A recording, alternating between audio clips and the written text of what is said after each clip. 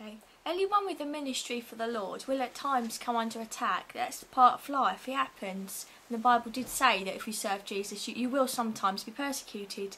But what do you do when sometimes those attacks become more serious? Perhaps you're threatened with violence or even death threats. What do you do when that happens? Do you get scared, back down, or maybe even close your ministry because you're frightened? Or it may be that God has allowed a situation to come in order to bring about a change of direction. But don't just assume that because things are going wrong, God wants you to close down and stop what you're doing. Because often He doesn't. Often He wants to see how you'll stand up against a bit of trouble. He wants you to stand and face it and to learn to trust Him more. And learn to rely on Him more. See, there's something you can learn through it, and through it you become stronger. See, there's a big difference between something coming to an end because God wants it that way, or running away and ending it prematurely because of the devil's intimidation.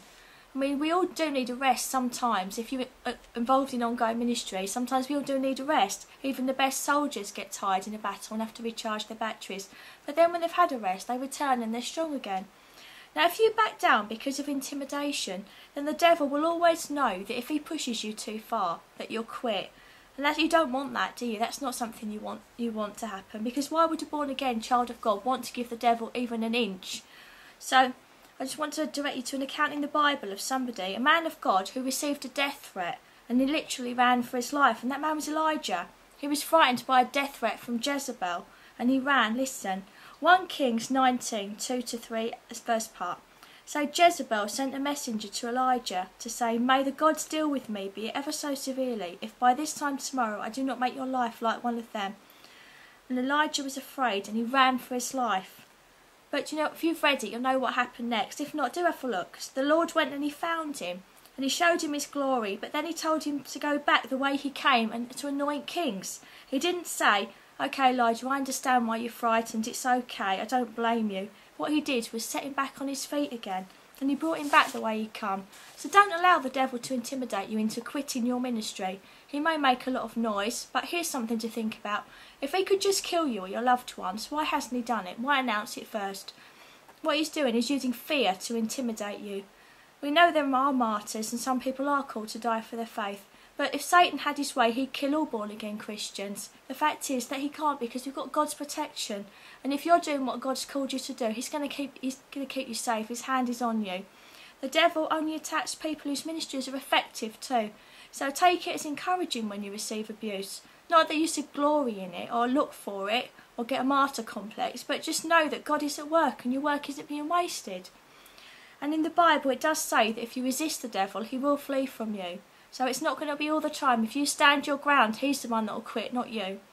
In 1 Corinthians 9:11, Paul says, "But I discipline my body and bring it into subjection, lest when I have preached to others, I myself should become disqualified." See, Paul resolved to run that race that was set before him. He didn't pull out what God had given him to do when things got tough. He didn't abandon his ministry. But what he did was let God guide him in it, because he was Spirit-led. And that is so important, because if we're not Spirit-led in our ministries, we can start to think of them as ours. I know they are ours in the sense that God has trusted us with them, but they're not ours to do whatever we want with. When God gives us a ministry, we're supposed to work with Him in it. He expects us to listen to what the Spirit's saying, and not just do whatever we want and say we're doing it for Him, but to work with Him.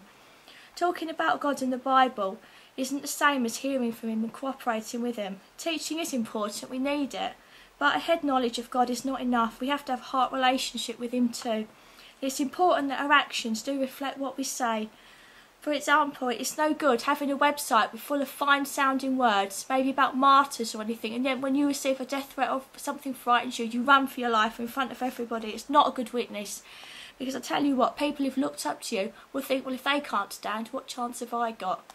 So instead, you need to realise that people are watching your life, and if you're in the public eye, people are encouraged by what you do, or they can be put off by what you do.